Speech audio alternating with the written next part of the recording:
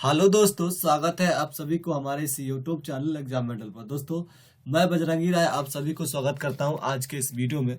आज के इस वीडियो में हम लोग देखने वाले हैं जो यहाँ पर बिहार बोर्ड क्लास 10th का एग्जाम होने वाला है। आप सभी को पता होगा कि जिसका फाइनल एग्जाम होने को है, और क्लास 10th का जो है यहाँ पर क्या है कि हम लोग आज के इस वीडियो में संस्कृत का जो है यहाँ पर क्या है कि ऑब्जेक्टिव क्वेश्चन लेकर क्या है। आप सभी को पता हो कि बिहार बोर्ड के द्वारा क्या है कि बिहार बोर्ड जो है अपना ऑफिशियल आंसर की जो है जारी कर दिया है।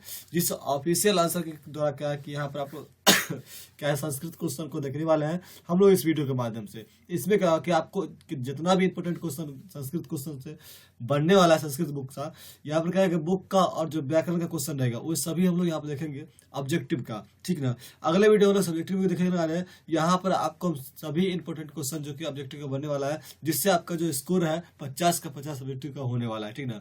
ये क्वेश्चन काफी इंपोर्टेंट होगा, इसलिए आप लोग क्या करिएगा इस क्वेश्चन को ध्यान से सुनिएगा, और आपको जो क्वेश्चन आता है, कितना क्वेश्चन इसमें से सही होता है, वो क्वेश्चन आप लोग लास्ट में कमेंट करिएगा कि आपको कितना सही हुआ है। तो चलिए हम लोग स्टार्ट कर लेते हैं आज के इस क्लास को। उससे पहले यदि आप लोग हमारे चैनल पर नए होंगे तो चैनल को सब्सक्राइब करिएगा, जिससे क्या होगा कि आपको आने वाले जितना वीडियो मेरा बचा हुआ है वो सभी वीडियो क्या हो कि आपको आपके नजदीक तक जाया करेगा। जैसे साइंस का हो, सोशल साइंस का हो या हिंदी का हो, सभी का वीडियो आपको मिलेगा। ये सभी प्रकार के वीडियो जो आपको आगे हम चढ़ाएंगे अपने चैनल पर, तो वो क्या होगा कि आपको मिलने वाला है। दूसरी बात क्या है कि आपको सब्जेक्टिव क्वेश्चन भी मिलेगा और हमारे द्वारा गेस्ट क्वेश्चन भी आपको मिलने वाला है। इसलिए क्या है कि आप लोग सब्सक्राइब जरूर करें। चलिए अगला क्वेश्चन को देखते हैं हम लोग। क्या है क्वेश्चन यहाँ पर क्या है, देखिए क्वेश्चन सबसे पहले जो यहाँ शुरू होता है संस्कृत क्या है कि बोल रहा है कि अनितम का अर्थ क्या होता है। तो इसका जो अर्थ होता है क्या होता है, झूठ होता है। क्या होता है, झूठ। हम लोग थोड़ा सा फास्ट चलेंगे और क्वेश्चन को तेजी से क्या करते चलेंगे, जिससे क्या हो कि आप लोग को कम टाइम में क्या होगा कि अधिक से अधिक क्वेश्चन कर लेंगे, ठीक ना। बोला कि बहती हुई नदी कहाँ मिल जाती है। देखिए नदियां जो बहती हुई कहाँ मिलती है, तो सरोवर में, नदी में, सागर में, इनमें सभी में। देखिए सरोवर में क्या होता है कि ये तो सरोवर बोले तो ये क्या है, पोखर के समान हो गया, ठीक ना। बोले तो पोखर, ये इसमें नहीं हो सकता है। जहाँ पर क्या रुका हुआ जल हो तो इसमें नहीं हो सकता है। नदी में तो होगा ही नहीं। ये सागर, आप लोग देखोगे समुद्र में, ठीक ना। तो समुद्र इसका सही आंसर हो जाएगा, सारा सही हो जाएगा, ठीक ना। अगला है किसकी जीत होती है, तो हमेशा किसकी जीत होती है, सत्य की होती है। आप लोग ये भी पढ़े होंगे, ठीक ना। नेक्स्ट है सिख संप्रदाय के 10वें गुरु कौन थे, तो आप लोग पढ़े होंगे जो पाटलिपुत्र वैभव के बारे में।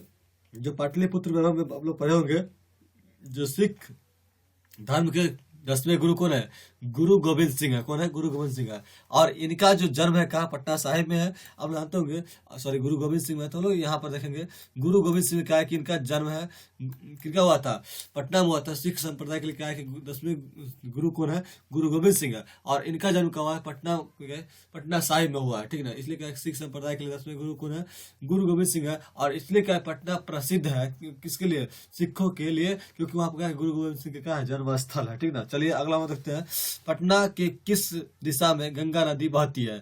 देखिए पटना के उत्तर दिशा में क्या, यहाँ पर दिशा होता ये क्या है, तालाबेश्वर यहाँ पर होती है। देखिए क्या है कि मिस टाइप होने का इसका कि बिहार बोर्ड का आंसर के में इस प्रकार की थोड़ी सी समस्या आई है, ठीक ना। तो क्या है कि पटना के किस दिशा में गंगा नदी बहती है, तो पटना के उत्तर दिशा में क्या है, गंगा नदी बहती है। आप लोग जानते होंगे कि पटना के उत्तर दिशा में क्या है, गंगा नदी बहती है। हम लोग पढ़ते हैं पाटलिपुत्र वैभव, जिसमें क्या है कि पाटलिपुत्र वैभव में पढ़ते हैं कि पटना के उत्तर दिशा में क्या है कि गंगा नदी बहती है। उसके ऊपर क्या है, एशिया महादेश के सबसे बड़ा सेतु पुल, जिसका नाम क्या है, गांधी सेतु के नाम से हम लोग जानते हैं। यही पटना जिसको हम लोग क्या है कि पौराणिक ग्रंथ में पढ़ते थे पुष्पपुर या कुसुमपुर, ठीक ना, जिसको हम लोग अभी क्या कहते हैं, पटना कहते हैं। और पाटलिपुत्र भी हम उसे कहते हैं, ठीक ना। अगला क्या है, कमोदी महोत्सव किस वंश में के शासनकाल में होता था। देखिए कमोदी महोत्सव जो है गुप्त वंश शासनकाल में होता था। ये गुप्त वंश शासनकाल में कमोदी महोत्सव मनाया जाता था। और ये किस ऋतु मनाया जाता है, तो शीत ऋतु मनाया जाता है। ये भी पढ़े होंगे। दूसरी बात, कमोदी महोत्सव क्या होता है, कमोदी महोत्सव आप लोग पढ़े होंगे कि जो जिस प्रकार से हम लोग क्या करते हैं, दुर्गा पूजा करते हैं, उसी में क्या है कि उस समय गुप्त वंश काल, किस काल में, गुप्त वंश काल में क्या होता था, कमोदी महोत्सव को मनाया जाता था, ठीक ना। अगला क्वेश्चन है, राजशेखर द्वारा रचित ग्रंथ निम्नलिखित में से कौन सा है। तो राजशेखर द्वारा रचित ग्रंथ कौन सा है, तो काव्य मीमांसा। कौन है, काव्य मीमांसा, ठीक ना। अगला है उपनिषद वैदिक वाण्स का कौन सा भाग है, यहाँ पर वैदिक साहित्य का कौन सा भाग है, तो ये अंतिम भाग कौन सा होगा, उपनिषद जो है वैदिक साहित्य का अंतिम भाग है, ठीक ना। नेक्स्ट है कि मेगास्थनीज ने अपने स्मरण में किस स्थल का वर्णन किया है, तो वो पाटलिपुत्र वैभव में कहा गया कि मेगास्थनीज जो है पटना के वैभव को लिखे हैं, तो यानी कि पाटलिपुत्र के बारे में लिखे हैं, ठीक ना। बोला कि सत्यमेव जयते किस उपनिषद से उल्लेखित है, तो सत्य में हमेशा क्या होती है, सत्य की जीत होती है। तो ये किस उपनिषद से क्या है, लिया गया है, तो ये क्या है, मुंडको उपनिषद से क्या है, ली गई है, ठीक ना। अगला है कि अनुच्छेदनम का संधि विच्छेद क्या होगा। तो अनुच्छेदनम का संधि विच्छेद यहाँ पर क्या होने वाला है, तो इसका भी आंसर क्या होगा, एक होगा अनुजोड़ छेदनम, ठीक है ना। नेक्स्ट है कि मना जो रंजनम का संधि विच्छेद क्या होगा। तो इसका क्या हो जाएगा, ये हमारा हो जाएगा क्या आंसर जो है इसका 12 का डी, यानी कि मनोरंजन क्या होगा, डी हो जाएगा। बोल रहा है कि अ जोड़ ए का मेल कौन सा नया शब्द बनेगा, मतलब और ए का मेल से कौन सा नया शब्द बनेगा, तो ए बनेगा, क्या बनेगा, ए, ठीक है ना। नेक्स्ट है कि दह रक्षक, यहाँ पर होता है देह रक्षक, क्या होगा, देह रक्षक कौन सा समास है, ठीक ना। तो ये जो हो जाएगा देह रक्षक मतलब क्या है, खुद का रक्षा की बात हो रहा है, तो कौन सा हो जाएगा, ये हो जाएगा आपका डी, यानी कि क्या तत्पुरुष समास। नेक्स्ट है अगला हम लोग देख लेते हैं 15 क्या है, किस समास का पहला पद विशेषण होता है, मतलब कौन सा समास का पहला पद जो है क्या होता है, विशेषण होता है। तो ऐसा कहाँ आप लोग देखने को मिलता है, ये मिलता है दीर्घ समास, क्या होता है, दीर्घ समास। नेक्स्ट है कि पुरुष परीक्षा का विग्रह क्या होता है, पुरुष परीक्षा का विग्रह का बात कर ले तो इसका क्या हो जाएगा, हमारा पुरुषस्य परीक्षा हो जाएगा, ठीक है। नेक्स्ट है कि अंग विकार के अर्थ में कौन सी विभक्ति होती है, अंग विकार का अर्थ में कौन सी विभक्ति होती है, तो तृतीय विभक्ति होती है।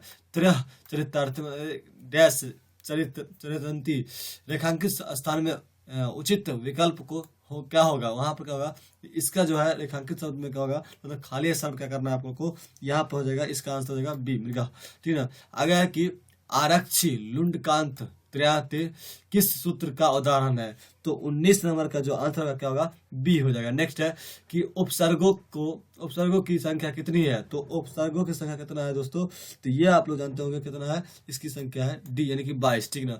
नेक्स्ट है कि प्रत्यागतः पद में कौन सा उपसर्ग है, प्रत्यागतः शब्द में कौन सा उपसर्ग है, प्रति होगा, क्या होगा, प्रति। नेक्स्ट है लघुत्तरः में कौन सा तदित प्रत्यय, मतलब जो लघुत्तरः है उसमें कौन सा तदित प्रत्यय है, ठीक ना। ये क्वेश्चन नंबर इसका क्या हो जाएगा, इसका जाएगा तरफ, क्या है, तरफ। नेक्स्ट है कि भवंती डैश क्या है, पुरुषा, या पुरुषा होता सरक्षतात रिक्त स्थान में कौन सा विकल्प होगा, तो इसके लिए क्या हो जाएगा, आप लोग देख सकते हैं 23 के लिए ये यहाँ पर क्या हो जाएगा, 23 को हो जाएगा सी, यानी क्या देवा, यहाँ पर क्या करते हैं देव जो है। चलिए हम लोग अगला देखते हैं कि भारतीय महिमा पाठ का द्वितीय श्लोक किस पुराण से संकलित है, तो भारतीय महिमा पाठ के द्वितीय श्लोक क्या है, भगवत पुराण से संकलित है।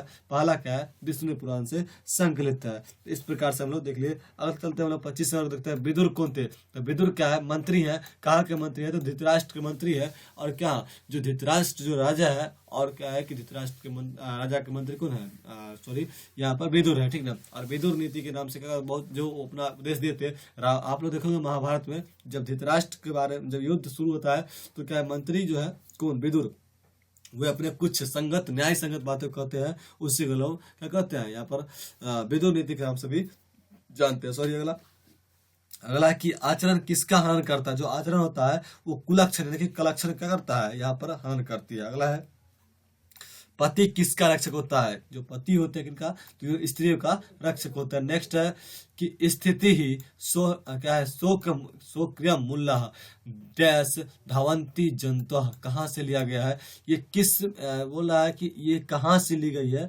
तो जो 28 नंबर को हो जाएगा, आप लोग देख सकते हैं 28 नंबर क्या हो जाएगा, बी, ये पुरुष परीक्षा से ली गई है। जब देखिए कि स्थिति सूर्य मुल्ला डैश धावंती जंतु, क्या कि जब ये कहाँ से ली गई है, तो ये पुरुष परीक्षा मतलब क्या, ये जो है कि आलस्य कथा की कहानी से है, और इसमें क्या है पुरुष परीक्षा से ये लाइन ली गई है, ठीक है। अगला है कि क्रमवीर कथा किस प्रकार की कथा है, तो ये लघु कथा, एक छोटा सा कथा है क्रमवीर कथा, ठीक ना। आइए अगला कि बालक किसकी शैली से आकृष्ट हुआ था, देखिए ये कथा जो है क्रमवीर कथा, जिसमें क्या है बालक यानी कि राम प्रवेश राम की बात हो रही है, तो राम प्रवेश राम जो है अपने शिक्षक के पढ़ाई की शैली से क्या हुआ था, आकृष्ट हुआ था। और राम प्रवेश राम का जो गांव है कौन है, भिखनटोला, और बिहार प्रदेश के एक राज्य है, बिहार जो एक राज्य है, बिहार के अंदर क्या है भिखनटोला गाँव है। जो महादलित लड़का कौन है, राम प्रवेश राम, वो अपने शिक्षक के पढ़ाने की शैली से आकृष्ट हुआ था। और आप जानते हो कि वो राम प्रवेश राम जो अपने शिक्षा के दम पर केंद्रीय लोक सेवा आयोग यानी कि यूपीएससी की परीक्षा को भी क्रैक किया था, ठीक ना। चलिए अगला देखते हैं। अगला क्वेश्चन है कि बूढ़ा बाघ क्या देना चाहता था, तो बूढ़ा बाघ जो है ये व्याघ्र पतित कथा से लिया गया क्वेश्चन है। व्याघ्र पतित कथा जो नारायण पंडित द्वारा रचित पाठ है, और इस क्वेश्चन को वहीं से लिया गया कि व्याघ्र पतित कथा में जो क्या है बूढ़ा बाघ जो होता है वो क्या देना चाहता था, तो सोने का कंगन। आप जानते होंगे सोने कंगन के चक्कर में क्या पथिक जो है जाकर के बाघ के जाल में फंस जाता है। अगला क्वेश्चन है कि पथिक कहाँ फंस गया था, तो पथिक जो है वह कीचड़ में फंस गया था। आप लोगों को पता होगा पथिक जो है जैसे बोला गया बाघ के द्वारा स्नान करके आइए, तभी क्या क्या हुआ कि हम आपको दान देंगे, जैसे ही आसान करने के लिए गया और बात क्या हुआ, सॉरी कीचड़ में जो है क्या हुआ, पथिक फंस गया। कहा गया इसलिए कि ज्ञान भार क्रिया बिना, पथिक जो है एक समझदार ब्राह्मण व्यक्ति है, लेकिन क्या है फिर भी जाकर के वह वाक के बातों में लोभ के वश का फंस जाता है, इसलिए कहा ज्ञान भार क्रिया बिना। ज्ञान कब होता है भारत समाज, जब क्या होता है उसका व्यक्तिगत रूप से अपने जीवन में संचालित नहीं करते, ठीक ना। अगला है, इंद्र किस रूप में कर्ण के समक्ष प्रकट हुए थे। इंद्र जो है किस रूप में कर्ण के समक्ष प्रकट हुए थे, तो क्या साधु रूप में, याचक रूप में, तो नहीं ब्राह्मण के रूप में होगा। क्या होगा, इंद्र जो है शक्र यानी कि बोले तो ब्राह्मण के रूप में यहाँ पर क्या है जो कर्ण के पास गए थे। आपको पता कर्ण, दानवीर कर्ण के बारे में इसमें बताया गया, कर्ण से दानवीरता पाठ से ली गई है, जिसमें क्या है कि आप लोग जानते हो कि अर्जुन के जो पिता है वो कौन है, यहाँ पर ब्राह्मण के रूप में है कौन, यानी कि इंद्र, ठीक ना। और सूर्य के पुत्र कौन है, कर्ण है, और कर्ण को बचपन से क्या कवच हर कुंडल प्राप्त है, और उसी की रक्षा के लिए क्या है कि यहाँ पर जो है कौन आया है, तो इंद्र आया है। क्या कहते हैं, इंद्र जो है छल पूर्वक क्या करते हैं कि अपने पुत्र यानी कि अर्जुन की रक्षा के लिए क्या करते हैं कि इनके पास आता है, कि पास तो कर्ण के पास, और छल पूर्वक क्या करते हैं कवच हर कुंडल मांग लेते हैं, ठीक है। नेक्स्ट है कि समय बिताने पर किसका नाश होता है, समय बिताने पर किसका नाश होता है, तो धन का। एक समय आता था धन का नाश होता था। दानवीर कौन था, दानवीर कर्ण है, कर्ण है। आप लोग को पता है कर्ण जो है दानवीर कर्ण है, जानता था कि हमारा मृत्यु हो सकता है इसको दान करने से, फिर क्या है वो अपने कवच हर कुंडल को सुरक्षापूर्वक क्या करता है, दान कर देते हैं। कर्ण किस देश के राजा था, यहाँ पर कर्ण होना चाहिए था। कर्ण जो है किस देश के राजा है, तो कर्ण जो अपने अंग प्रदेश के राजा है, अंगराज कर्ण कहते हैं, ठीक ना। नेक्स्ट है कि भत्व्यम में कौन सा प्रत्यय है, तो यह भत्व्यम में कौन सा प्रत्यय हो जाएगा, 37 का आप लोग को आंसर करना है। 37 क्या होगा, इसका होगा तब्यत, क्या होगा तब्यत। नेक्स्ट है कि वक्ततु प्रत्यय से बना पद निम्न में से कौन सा है, ये अर्धिष्ट में बोला है कि इसका आंसर क्या होगा, इसका सही आंसर हो जाएगा गत्वान, क्या हो जाएगा गत्वान, ठीक है। नेक्स्ट है कि गुरु स्थान, स्टन से कौन सा पद बनेगा, तो इसका सही आंसर 39 हो जाएगा क्या, सी हो जाएगा, क्या हो जाएगा गरिष्ठ हो जाएगा, गरिष्ठ। निम्न है कि सीमन, ड्रप से निम्नलिखित में से कौन सा पद बनेगा, तो क्या हो जाएगा सीमा, इसका हो जाएगा 48 हो जाएगा सी, ठीक ना। नेक्स्ट है कि नमतः में कौन सा लकार है, नमत में कौन सा लकार है, तो ये क्या होगा लुट लगा, क्या होगा लुट लगा, ठीक ना। नेक्स्ट है 41 को आप लोग देखते हैं, तो 41 का ही हम लोग क्या है लुट लगा रहे हैं। 42 को देखिए, 42 क्या कि शांत का मूल धातु क्या होगा, यानी कि शांत का क्या हो रहा है कि मूल धातु क्या होगा, तो ये हो जाएगा अस, ठीक है ना। नेक्स्ट है क्या बोल रहा है, नेक्स्ट 43 में बोला है कि विदुषस्तु किस शब्द से, किस शब्द का रूप है, तो क्या हो जाएगा इसका 43 नंबर क्वेश्चन का जो आंसर होगा क्या होगा सी, यानी कि विध्वंस का, विध्वंस का, ठीक ना। गंगा शब्द में सप्तमी विभक्ति एक वचन का रूप क्या होगा, यानी कि गंगा का सप्तमी विभक्ति एक वचन का रूप क्या होगा, कौन सी विभक्ति है, सप्तमी विभक्ति है और एक वचन बोला है, तो इसका जो हो जाएगा क्या हो जाएगा बी हो जाएगा, यानी कि क्या होगा गंगायाम होगा, ठीक ना। बोल रहा है नेक्स्ट है कि दात्री शब्द में सप्तमी विभक्ति बहुवचन में रूप क्या होगा, यानी कि बोला है कि सप्तमी विभक्ति है और बहुवचन है, ठीक ना। तो देखिए थोड़ा सा आपको क्या इसका सूत्र याद रहना चाहिए, जैसे होगा तभी आप इस चीज को बना सकते हैं, ठीक ना। इसका क्या हो जाएगा क्या दातृसु, क्या हो जाएगा दातृसु सप्तमी विभक्ति है और बहुवचन है, ठीक ना, तो ये होगा दातृसु, ठीक ना।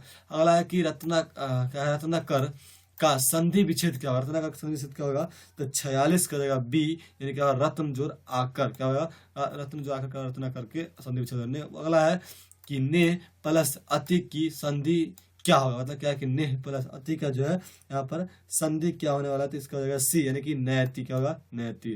बोला कि ह का उच्चारण स्थान क्या है, आप लोग पढ़ेंगे वर्णों के उच्चारण स्थान, इसमें क्या बोल रहा है कि ह, आप लोग बोल के देख सकते हैं कि जो वर्ण है इसका क्या जगह ह दिया गया, तो ह का क्या है ह, यानी कि आ रहा है तो कहीं ना कहीं क्या कंठ की बात होगा, तो ये कंठ है, ठीक है। अगला है परामर्श में कौन सा उपसर्ग है, परामर्श यहाँ पर सौ होना चाहिए, परामर्श में कौन सा उपसर्ग है, तो परामर्श में यहाँ पर कौन सा, ये हो जाएगा परापसर्ग, कौन सा है परापसर्ग। अगला है कि सु उपसर्ग से कौन सा शब्द बना है, तो सु उपसर्ग से इसमें कौन सा 50 नंबर क्वेश्चन को देख सकते हैं, कौन सा शब्द बना है, तीसरे कहीं ना कहीं क्या है स्वागतम बनेगा, ठीक ना। अगला है कि क्रिया विशेषण में कौन सी विभक्ति होती है, तो क्रिया विशेषण में कौन सी विभक्ति होती है, तो आप लोग जानते हैं क्या होती है द्वितीय विभक्ति होती है क्रिया विशेषण। नेक्स्ट है पुराणों की संख्या कितनी है, तो पुराणों की संख्या कितनी है आप लोग को पढ़ाया गया था बुक में, जो भी लोग पढ़े होंगे वो जानते होंगे कि जो हमारे यहाँ क्या है पुराणों की संख्या की बात कर ले तो पुराणों की कुल संख्या कितना है, तो ये 18 कितना है 18। नेक्स्ट है कि पक्षी का पर्यायवाची क्या होता है, तो पक्षी का पर्यायवाची जो होता है क्या होता है, दुज होता है। क्या होता है, दुज होता है। आप लोग पहले से बचपन से पढ़ते आ रहे होंगे। चारों आलसियों को कैसे बाहर निकाला गया था, ये जो है आलस्य कथा पाठ से लिए गए क्वेश्चन है। आप जानते होंगे कि 4 गो आलसी वास्तव में थे, बाकी धूर्त लोग थे जो क्या है कि आग को देख करके भाग गए थे। तो उनको क्या है कि यहाँ पर केस, यहाँ पर पैर है नहीं हाथ है नहीं बाहर केस होता है, यहाँ पर केस छूट गया है, तो केस पर क्या कि बाहर किया गया था उनको, तो इसका आंसर हो जाएगा बी। अब जानते हो कि आलस्य कथा पाठ में क्या बताया, पुरुष परीक्षा से पाठ ली गई है और ये क्या है कि विद्यापति द्वारा रचित ये पाठ है, ठीक ना। और इसमें एक मंत्री होता है वीरेश्वर जो क्या है दयावान व्यक्ति है, और वो जानते हैं कि क्या है कि वास्तव में जो है यहाँ पर कुछ लोग धूर्त लोग क्या है डुप्लीकेट आलसी बन के यहाँ पर रहने लगे थे। तो आलसियों को चेक करने के लिए क्या हुआ था कि आलस आराम आग लगाया गया था, जिसमें क्या है कि आप लोग देखते होंगे कि पहला आलसी ने कहता करे किस बात का हल्ला है, तो दूसरा ने कहा कि लगता है कि इस घर में आग लग चुकी है। तीसरा ने कहा कि ऐसा कोई दानी पुरुष ने जो क्या करे हमें भीगा हुआ चद्दर आके डाल दे, और चौथा ने कहा अरे भौचाल क्यों हल्ला करते हो, चुपचाप सो जाओ, ठीक ना। तो इस प्रकार का वार्तालाप हुआ था। ये क्वेश्चन आप लोग को दोनों में पूछा भी जाता है। और यहाँ पर कहा कि चारों आलसियों को कैसे बाहर निकाला गया था, तो केस पकड़ के बाहर निकाला गया था। बोल रहा है कि व्याकरणाचार्य है कौन है, व्याकरणाचार्य कौन है, मतलब कि व्याकरण के रचयिता कौन है, चाणक्य है, पाणिनि है, कालिदास है, या भवभूति है, कौन है। तो आप लोग तो इनके बारे में अच्छा से जानते होंगे। 55 नंबर जो है इसके बारे में बताया गया है कि व्याकरण कौन का, पाणिनि किया है, कौन किया है, पाणिनि किया है। अगला है कि ज्ञान का शासक कौन होता है, तो ज्ञान का जो शासक होता है कौन होता है, इसका शास्त्र जो ज्ञान होता है शास्त्र के जो होता है क्या होता है, ज्ञान के शासक होता है। बोला है गुरु गोविंद सिंह का जन्म कहाँ हुआ था, तो पटना में हुआ था, पटना में हुआ था। नेक्स्ट है कि कार्यकलाप, अभी क्या है कि इनका जन्म स्थल जो है पटना में है, और यहाँ पर क्या है कि गुरुद्वारा प्रसिद्ध है पटना में, जो क्या है विश्व के लोग यहाँ पर आते हैं गुरु गोविंद सिंह के जन्म स्थल को देखने के लिए, ठीक है। अगला है कि कार्यकलाप तो शिक्षा 6 गत 3 रेखांकित शब्द में क्या है प्रह ननी निर्माण, निर्माण क्या है, तो यहाँ पर क्या है कि जो रेखांकित शब्द है, रेखांकित शब्द बोला है कि इसमें जब प्रह ननी निर्माण क्या है, इसमें देखिए अगला का क होगा, कस होगा, का होगा, कस्मी न होगा, कौन होगा, इसका 58 का देख लीजिए, तो 58 का हो जाएगा क्या बी, यानी कि आप देख सकते हैं कस्य होगा, क्या होगा कस्य, मतलब कहाँ किस प्रकार से, ठीक है। इस प्रकार का आगे है कि स्वर्ग से भी सुंदर किस नगर को कहा गया है, तो स्वर्ग से भी सुंदर कौन है, पाटलिपुत्र वैभव में कहा गया कि पटना को स्वर्ग से भी सुंदर कहा गया। और विद्वानों का क्या कहा गया, विद्वानों की नगरी कहा गया है। धरती पर मानव की क्या है, स्वर्ग से भी सुंदर है, और क्या है विद्वानों की नगरी के रूप में इसे कहा गया, ठीक ना। आइए बोला है कि संस्कृत साहित्य की लेखिका गंगा देवी का काल क्या था, यानी कि जो गंगा देवी है संस्कृत साहित्य लेखिका है, बताया जाता है कि इनका काल क्या था, तो इनका काल था 14वीं सदी। कौन था, 14वीं सदी। अगला है कि दंडी ने सर्व शुक्ला किसे कहा है, दंडी ने सर्व शुक्ला किसे कहा, तो 31 नंबर का जो हो जाएगा, सॉरी क्या है 61 नंबर का आंसर क्या हो जाएगा, ये हो जाएगा क्या विजयन का। जो सर्व शुक्ला बोला कि दंडी ने सर्व शुक्ला किसे कहा, तो विजयन का कहा, ठीक ना। नेक्स्ट है कि शिक्षा संस्कार कितने हैं, तो शिक्षा संस्कार जो है कितना है, तो ये 5 होता है, ये हो जाएगा क्या 5, ठीक ना। नेक्स्ट है कि चरित्र का निर्माण किससे होता है, संस्कारों से, अशांति से, वैर से, इन सभी से। चरित्र का निर्माण कहाँ से होता है, संस्कार से, जैसा आपका संस्कार रहेगा वैसा आपका चरित्र का निर्माण होगा। अंतिम शिक्षा संस्कार का नाम क्या है, तो ये समावर्तन संस्कार होगा, आप लोग को पता होगा। जो समावर्तन संस्कार क्या होता है, गुरु इसे क्या करते हैं कि अंतिम शिक्षा संस्कार होता है समावर्तन संस्कार। इसमें क्या होता है, गुरु अपने छात्रों को ये बात का ज्ञान देकर भेजते हैं कि जाइए आपको जीवन में क्या करना है, ये क्या होता है लास्ट होता है, यहाँ से क्या होता है गृहस्थ जीवन का भी शुरुआत होती है, ठीक ना। नेक्स्ट है कि आर्य समाज की स्थापना किस नगर में किया गया था, तो आर्य समाज की स्थापना दिल्ली, कोलकाता, चेन्नई, मुंबई, नहीं मुंबई में हुआ था, कब हुआ था 1875 में, और किन के द्वारा किया गया था, तो स्वामी दयानंद सरस्वती के द्वारा। ये आर्य समाज जो संस्था है, आर्य समाज संस्था की स्थापना 1875 ईस्वी में मुंबई महाराष्ट्र में की गई थी। बात करें तो इसका स्थापना कौन किए थे, स्वामी दयानंद सरस्वती ने किए थे। और उनका बचपन का नाम क्या था, तो बचपन का नाम था मूल शंकर, और उनका जो फैमिली था भगवान शिव के उपासक थे। उन्हें क्या हुआ था, मूर्ति पूजा पर से विश्वास उठ गया था, क्योंकि उन्होंने देखा कि भगवान के आगे रखे हुए प्रसाद को, भोलेनाथ के आगे रखे हुए प्रसाद को क्या हुआ कि चूहा यानी कि मूसा क्या कर रहा है, खा रहा है। जब इस चीज को उन्होंने देखा तो सोचा कि इस मूर्ति में क्या भगवान होते तो क्या करते, इसे यहाँ से हटा देते, और क्या करते, अगर इसमें प्राण होता तो इस बात की सूचना हमें देते। लेकिन क्या कि इसी बात को क्या हुआ, उनको ऐसा क्या हुआ कि मूर्ति में प्राण नहीं, और क्या हुआ, उनको मूर्ति पर से विश्वास उठ गया, ठीक ना। चलिए अगला है कि स्वामी दयानंद का परिवार किसका हो सकता है, अभी हमने बताया कि शिव का, यहाँ पर तालाबेश्वर छूट चुका है शिव का, ठीक है। नेक्स्ट है कि लजा होम संस्कार किससे संबंधित है, तो शैक्षणिक संस्कार नहीं, विवाह संस्कार, ये जो होता है लजा होम। देखिए आप लोग जानते हो कि विवाह संस्कार ये क्या है, गृहस्थ जीवन की शुरुआत यहाँ से होता है। लजा होम जो होता है इसमें क्या है, आप लोग देखे होंगे कि पानी ग्रहण, देखे होंगे सिंदूर दान, कन्यादान, ये सब जो होता है किसमें होती है, लजा होम भी क्या होती है, विवाह संस्कार होती है। लजा होम जो क्या है, विवाह संस्कार है, ठीक ना। नेक्स्ट है कि अनुरूपम में किस प्रकार का समास है, तो ये क्या है कि अनुरूपम में किस प्रकार का समास है, इसके बारे में बताया जाता है। तो ये क्या होगा, इसका होगा अव्यय भाव समास, ठीक ना, क्या होगा अव्यय भाव समास। कर्मधारय समास का उदाहरण क्या है, तो इसमें 69 में बोल रहा है कि कर्मधारय समास का उदाहरण क्या है, तो घनश्याम है, घनश्याम त्रिलोक का, नहीं तो ये क्या घनश्याम ही सही होगा। नेक्स्ट है कि नई योगम का समस्त पद क्या होगा, तो इसका 70 का हो जाएगा बी, यानी क्या होगा अयोगम, ठीक है। मतलब नई योगम मतलब कोई योग करना है, ठीक ना, तो अयोग होगा, ठीक ना। नेक्स्ट है कि गुरुवे में कौन सी विभक्ति है, गुरुवे जो है इसमें बोल रहा है गुरुवे में कौन सी विभक्ति है, तो इसका हो जाएगा सी, यानी कि चतुर्थी विभक्ति में क्या है, गुरुवे, गुरुवे मतलब क्या चतुर्थी विभक्ति। आगे बोल रहा है कि अलम के योग से किस विभक्ति का प्रयोग किया जाता है, अलम का जो योग से क्या होता है, किस विभक्ति का प्रयोग होता है, ये होता है चतुर्थी विभक्ति। कौन सा चतुर्थ विभक्ति का प्रयोग होता है। बोला कि कर्मवाच्य में कर्ता कौन सी विभक्ति होती है, कर्मवाच्य में कर्ता कौन सी विभक्ति होती है, तृतीय विभक्ति, ठीक है। कि तस्याम से मूल शब्द क्या होगा, तस्याम का मूल शब्द क्या होगा, तो इसका हो जाएगा मूल शब्द तत्व, क्या होगा तत्व। नेक्स्ट है कि गवा किस विभक्ति का रूप है, गवा जो है किस विभक्ति का रूप है, तो इसका जगह बी, यानी कि तृतीय विभक्ति ना।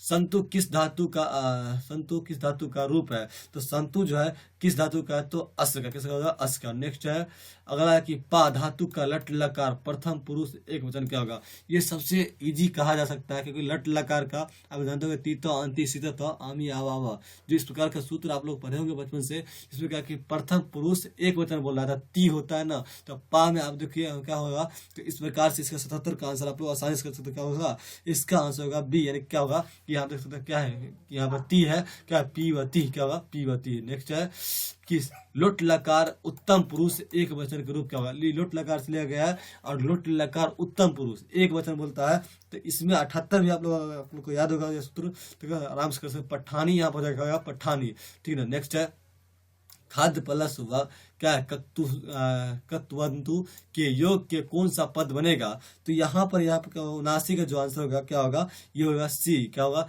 खादित्वान, क्या होगा खादित्वान। नेक्स्ट है कि नायक में कौन सा प्रत्यय है, नायक में कौन सा प्रत्यय है, 80 नंबर का आप लोग को आंसर देना, तो नायक में क्या होगा प्रत्यय होगा। नेक्स्ट है कि सैनिक के पद में कौन सा प्रत्यय है, सैनिक की बात कर ले तो 81 नंबर बोला कि सैनिक में कौन सा प्रत्यय, तो इसका भी क्या होगा सही होगा, यानी कि ठक प्रत्यय क्या होगा ठक प्रत्यय। नेक्स्ट है कि सूर्य पद में प्रत्यय है, क्या है प्रत्यय मतलब क्या, सूर्य पद में क्या प्रत्यय है, इसके बारे में बोल रहा है। 82 का जो है बी होगा चाप, यानी कि 82 का बी हो जाएगा। नेक्स्ट है कि गौर प्लस डोस के योग के कौन सा पद बनेगा, मतलब 83 की अगर बात कर ले तो 83 का भी आंसर क्या होगा गौरी होगा गौरी। नेक्स्ट है कि अश्मीन किस लकार का रूप है, अश्मी जो क्या है किस लकार का रूप है, जो हमारा 84 का क्या हो जाएगा, इसका हो जाएगा आंसर, यानी कि लट लकार का रूप है क्या अश्मी। नेक्स्ट है क किस शब्द का रूप है, क जो है किस शब्द का रूप है, तो यह हमारा है क का सी, यानी कि किस्म किम किम कर सकते हैं हम लोग। निम्नलिखित में से बहुब्रीहि समास से बहुब्रीहि था, निम्नलिखित में बहुब्रीहि समास का उदाहरण से कौन सा है, तो निम्नलिखित में बहुब्रीहि समास जो होगा कौन सा होगा, तो लंबोदरम क्या है बहुब्रीहि समास का एक उदाहरण। अशांति किस समास का उदाहरण, अशांति जो है किस प्रकार का है, तो ये क्या है यहाँ पर इसका भी आंसर कर सकते हैं कि 87 में थोड़ा सा ये अशांति सी नहीं ये भी हो जाएगा, ठीक है। नेक्स्ट है कि अगर बात करें हम लोग समृद्ध मूला क्या है पादपह क्या है कि निपंती रेखांकित शब्द में प्रह निर्माण है क्या किसका है, तो ये अगर बात कर लो 88 नंबर का, तो 88 का हो जाएगा क्या की हो जाएगा। नेक्स्ट है कि पंचवटी पद में कौन सा समास है, पंचवटी शब्द में कौन समास है, तो ये हो जाएगा क्या दीर्घ समास। पंचवटी यहाँ पर बात कर ले तो दीर्घ समास हो जाएगा। नेक्स्ट है कि हम लोग देखिए 90 का अगर देख ले तो विश्व शांति किस प्रकार का पाठ है, तो विश्व शांति जो है वो किस प्रकार का पाठ है, तो ये क्या है एक प्रकार का निबंधात्मक है, विश्व शांति के बारे में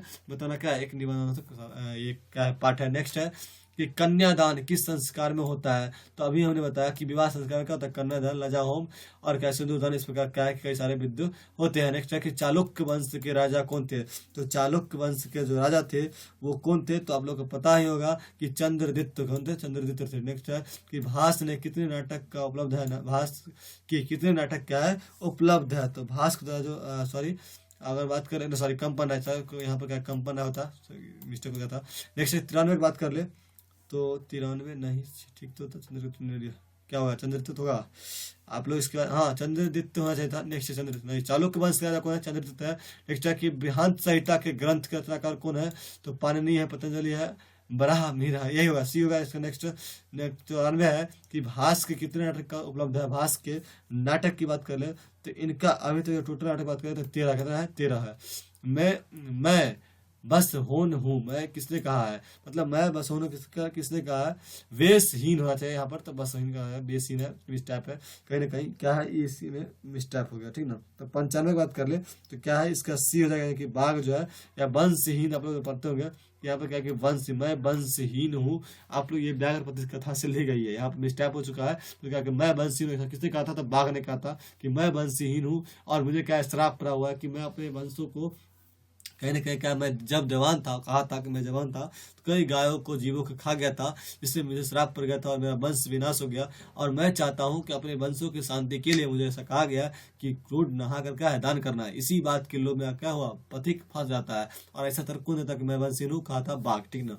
अगला बोल रहा है कि निर्गतीना चहविन श्लोक किस पाठ से उद्धत है, तो ये किससे ली गई है, ये 96 का आंसर आप लोगों को करना है। तो इसका सी आलस्य कथा से ये ली गई है। अगला है कि 97 कि बिना बुलाए कौन आता है। तो आप जानते हो कि बिना बुलाए बोलने वाला और बिना बुलाए आने वाला अविश्वास से विश्वास करने वाला क्या है, मूर्ख था मेरा धर्म, मतलब क्या इसका हो जाएगा मूर्ख यानी कि बी, ठीक है। नेक्स्ट है कि जल के बीच कौन तैर रहा है। जल के बीच मुनि है, फूल है, पत्ता है, सारा से यानी कि सारा से। ये मंडाकिनी वर्णन पाठ से ली गई है और ये मंडाकिनी वर्णन अयोध्या कांड से क्या है संकलित है। इसमें क्या है कि जो मंडाकिनी नदी के बारे में श्री रामचंद्र अपने पत्नी भार्या को दिखाते हैं और इसमें क्या सारस तैर रहे हैं, ठीक है। नेक्स्ट है कि दोष कितने होते हैं, दोष जो है क्या यहाँ पर 6 है। आप लोग जानते होंगे कि षष्ठ दोष है यहाँ पर शिक्षा, कल्प, ज्योतिष, निरुक्त और क्या व्याकरण। और यहाँ पर क्या है कि एक और जो आप लोग जानते होंगे कि इसके बारे में क्या शिक्षा, कल्प, ज्योतिष, निरुक्त और क्या है कि छंद जो है यहाँ पर क्या है 6 संख्या में होती है। हमें क्या 5 याद आ रहा है, आप लोग 6 देख लीजिए, तो 6 प्रकार की होती है, ठीक ना। नेक्स्ट है कि कठोपनिषद में किसके बारे में कहा गया है, तो परमात्मा के बारे में, मोक्ष के बारे में, आत्मा के बारे में, धन के बारे में। जो कठोपनिषद है उसमें किसके बारे में कहा गया है, तो लास्ट इसका आत्मा के बारे में इसमें कही गई है। इस प्रकार से क्या है कि 100 क्वेश्चन हमने देखा और इसका जो सब्जेक्टिव क्वेश्चन है इसको हम लोग आगे देखेंगे दूसरे वीडियो में। तब तक क्या है कि आपको इस वीडियो में ये ऑब्जेक्टिव क्वेश्चन आप लोग देख लीजिएगा। और क्या है कि आप हमारे चैनल पर नए होंगे तो चैनल को जरूर सब्सक्राइब। इसका होगा कि आपको आने वाला साइंस का, सोशल साइंस का या मैथ का जितना भी क्वेश्चन ऑब्जेक्टिव का वो आप लोग को मिलने वाला है और काफी इजी जिससे क्या क्वेश्चन आप लोग को समझ में भी आएगा। और क्या अगर आप नहीं भी पढ़े होंगे तो कहानी के साथ हम क्या इस प्रकार से डिस्कशन करके आपको बताते रहेंगे, जिससे क्या कि आपको याद भी हो जाएगा। मिलेंगे हम लोग फिर से नए वीडियो तक के, बाय बाय।